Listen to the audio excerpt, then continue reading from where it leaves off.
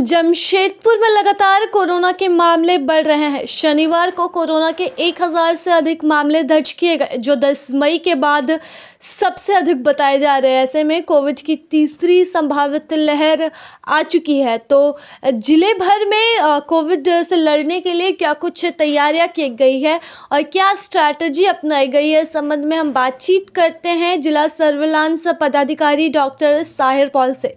तो देखिए जमशेदपुर से मेरी यह खास रिपोर्ट। वर्तमान में कोविड केसेस काफ़ी बढ़ रहे हैं जमशेदपुर में, तो क्या इसे हम कोविड की तीसरी लहर जो आशंकित अभी तक बताई जा रही थी मान सकते हैं? हाँ मैडम, केसेस जो जितने भी बढ़ रहे हैं जाहिर है कि ये तीसरी लहर ही है। और 20 तारीख पिछले दिसंबर के बाद पूरे राज्य भर में या केसेस बढ़ने लगे। हमारे यहाँ भी 28 या 29 दिसंबर से केसेस बढ़ रहे थे और कल तो 658 केसेस आए हैं। तो तीसरी लहर ही समझ कर बात करें। और 658 केसेस के लिए एक तो है कि टेस्टिंग ड्राइव जो है हम लोगों ने बढ़ा दिया है, चाहे वो रैट से हो, चाहे RT-PCR से हो, चाहे ट्रूनेट से हो, सारों को बढ़ा के। और अपना जो सेंटर्स है वो ऑलरेडी ऑपरेशनल था, उसको थोड़ा सा और स्ट्रीमलाइन कर दिया है। सेंटर्स को, टीम्स को स्ट्रीमलाइन कर दिया है कि टीम्स भी बढ़ा दी है कि कहाँ पर आप लेंगे वो क्या कहते हैं, आप सैंपल कलेक्शन करेंगे उस तरह से। और बाकी जो अपना जो यहाँ IDSP का टीम है, जो बेसिक्स है इस कोविड पैंडमिक को के लिए जो काम करती है टीम्स, उसका अलग अलग समूह का काम है, अलग अलग सेक्शंस है कि लाइक किसको प्लान करना है, किसको वो एम्बुलेंस सर्विसेज में भेजना है। और सबसे इम्पोर्टेंट डेटा सेक्शन है, कैसे हम लोग सैंपल जो आता है उसको कैसे सॉर्ट करके फिर लैब्स में RT-PCR सैंपल्स को भेजते हैं। प्लस इंटरनेशनल पैसेंजर्स जो अभी आ रहे हैं उनका देखना, प्लस जो लोग बाहर जा रहे हैं उनको भी केटर करना, उनका भी टेस्टिंग करना। और डेटा में जो तमाम ज़िले भर से जो डेटा आता है पॉजिटिव केसेस का, उसका कंपाइल करना, उसको पोर्टल में डालना। तो ये एक बहुत बड़ी सी टीम है जो इसको इस काम को अंजाम दे रही है। और जैसे जैसे जब कोरोना थोड़ा सा हल्का हुआ था, मैंने कोविड के केसेस कम हुए थे, तो हम लोगों को लगा कि अब शायद सारा कुछ ठीक हो जाएगा। लेकिन अचानक फिर से there was a third wave. And इस थर्ड वेव के आने के बाद फिर से उसी तरह से हम लोगों को मुस्तैद हो देना पड़ा।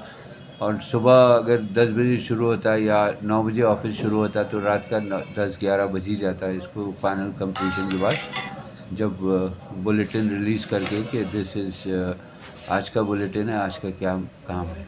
सर, अभी ये तीसरी लहर कितना खतरनाक हो सकती है? आप लोगों ने काफ़ी अंदेशा लगाया था, तो ऐसे में अभी वर्तमान में जो केसेस आ रहे हैं उसके हिसाब से आने वाले दिनों में केसेस की संख्या कितनी तक जा सकती है? देखिए, संख्या बताना तो मुश्किल है, लेकिन जाहिर है कि रोज़ाना जो केसेस बढ़ रहे हैं 200 से 100 से 150, 150 से 200, फिर 400 हुआ, फिर 600, आज ना जाने कितने और केसेस हैं, कितनी केसेस बढ़ेंगे।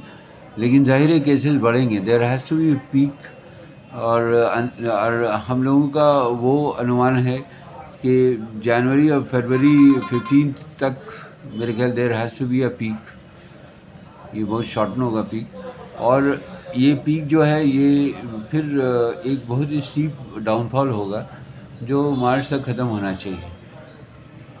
इसका रीज़न इसलिए हम बता रहे हैं क्योंकि सेकेंड वेव के बाद लगा था कि जून जुलाई में एक बार पीक थर्ड वेव आ सकता है, लेकिन ऐसा नहीं आया। उसका रीज़न यही था कि वी ऑप्टेड फॉर ज़्यादा से ज़्यादा हम लोगों ने वैक्सीनेशन देना शुरू किया। जैसे हमारे ज़िले में मोर देन तकरीबन 100% के करीब हम लोग आ गए हैं जो वैक्सीन लोगों को दिया है, फर्स्ट डोज एटलीस्ट। तो वैक्सीन जितना हम लोग देते गए तो इस बीमारी को वो पुश करते गए, तो थर्ड वेव को हम लोगों ने पुश कर दिया। और ज़्यादा से ज़्यादा लोग अगर वैक्सीन लेंगे, अब तो 15 से 18 के भी बच्चे वैक्सीन ले रहे हैं, तो उससे क्या होगा कि जो पीक होगा उसको हम लोग शॉर्ट कर सकते हैं और उसको कर्टेल कर सकते हैं अगर ज़्यादा से ज़्यादा वैक्सीनेशन लिए। तो इसी उम्मीद पे चल रहे हैं कि सारे लोग वैक्सीन हो जाए और कोविड अप्रोप्रिएट बिहेवियर जो अटमोस्ट चाहिए हम लोगों के साथ इसी के साथ जीना है। अगर मास्क लगाना है तो लगाना है, हाथों को धोना है तो धोना है और डिस्टेंस मेंटेन करना है। लेकिन कल भी मैंने बाज़ार में देखा इतने सारे लोग हैं, लोगों को खुद समझना पड़ेगा। There has to be something जो हमारे अंदर से आना चाहिए कि ये बीमारी है, इस बीमारी को ख़त्म करना है। ख़त्म करने के लिए सभी का सहयोग ज़रूरी है, सिर्फ मेरे करने से ख़त्म नहीं हो जाएगा। Everybody has to respond to this situation and everybody has to go for this. Okay. अभी आप लोगों के लिए कितनी बड़ी मुसीबत बन रही है लोगों की नासमझी और लापरवाही? वो तो आप देख ही रहे हैं कि केसेस बढ़ रहे हैं। लोग अगर नहीं समझ रहे हैं तो केसेस बढ़ रहे हैं। अगर हम इन्फेक्ट हो गए, हम घर गए, अगर हमने कोविड अप्रोप्रिएट बिहेवियर को फॉलो नहीं किया, अगर हम होम आइसोलेट हो रहे हैं तो घर में अगर ख्याल नहीं रखेंगे तो पूरे घर वालों को इन्फेक्ट कर रहे हैं। तो इसी तरह घर का घर इन्फेक्ट हो रहा है। देखना ये है कि अच्छी बात ये है कि अब उतने सिम्टोमेटिक नहीं मिल रहे हैं, लेकिन अगर हम लोग ध्यान नहीं देंगे तो हो सकता है सिम्टोमेटिक केसेस भी मिलने लगेंगे तो फिर प्रॉब्लम्स शुरू हो जाएगा। तो हम चाहेंगे कि लोगों से यही रिक्वेस्ट होगा कि please follow the Covid appropriate behaviour, mask लगाएं और घर पे रहें। गवर्नमेंट ने गाइडलाइंस इशू किया है, उस गाइडलाइन को मानें। और लॉकडाउन जो भी है, लॉकडाउन है या जो भी पार्शियल लॉकडाउन है या जैसा भी है, तो we should try to follow the guidelines और लॉ को फॉलो करना चाहिए। कानून के एक अच्छे शहरी का वो है कि अपना जो कानून है मुल्क का उसको फॉलो करें। अगर there is a government there और गवर्नमेंट जब कहती है कि ऐसा नहीं करना है, ऐसे करने से प्रॉब्लम हो सकता है, तो we should follow the rules. और रूल्स को फॉलो करना कोई गलत नहीं होता है, it is for the benefit of everybody. तो इस पैंडेमिक से लड़ने के लिए सबों का सहयोग चाहिए और अगर सहयोग आप नहीं दे पाएंगे तो फिर आगे जो नुकसान होगा उसका खमियाजा हम ही लोग को भुगतना होगा, दूसरे किसी को नहीं होगा। डॉक्टर साहब, अभी आपने जिस तरह से कहा कि लोग नासमझी दिखा रहे हैं, तो जिला स्वास्थ्य विभाग की तरफ से क्या सलाह रहेगी जिला प्रशासन को कि बाज़ारों पर भी थोड़ी पाबंदी लानी चाहिए? नहीं, जिला प्रशासन तो बाज़ारों पे पाबंदी ला रही है। दुकानों जहाँ पर जो आज भी आपने पेपर में पढ़ा होगा कि जो दुकान 8 बजे बंद कर देना अगर देर तक है तो उनको फाइन्स भी हो रहा है। लोगों को जो मंगला हाट लगता था उसको मैदान में शिफ्ट कर दिया गया। तो ये प्रिकॉशंस तो और जितना जो एक्टिविटी है, जो there are check post, there are रास्ते में चेकिंग्स हो रही है, मास्क की चेकिंग हो रही है, साथ साथ टेस्टिंग टीम्स भी है सब जगह पे। तो सब तरह का तो लगाया जा रहा है अंकुश के इसको रोका जाए, रोकने के लिए यही रास्ता है। लेकिन अल्टीमेटली लोगों को खुद समझना होगा। सिर्फ खाली कड़ाई हम लोग करते जाएंगे तो उससे नहीं होगा कुछ ना। जब तक आपके दिल में नहीं होगा कि आपको करना है और इस बीमारी से कैसे अपने आप को बचाना है, अपने लोगों को बचाना है, अपने सोसाइटी को बचाना है, तो ये जब तक नहीं आपके दिल में आएगा आप कुछ नहीं कर सकते।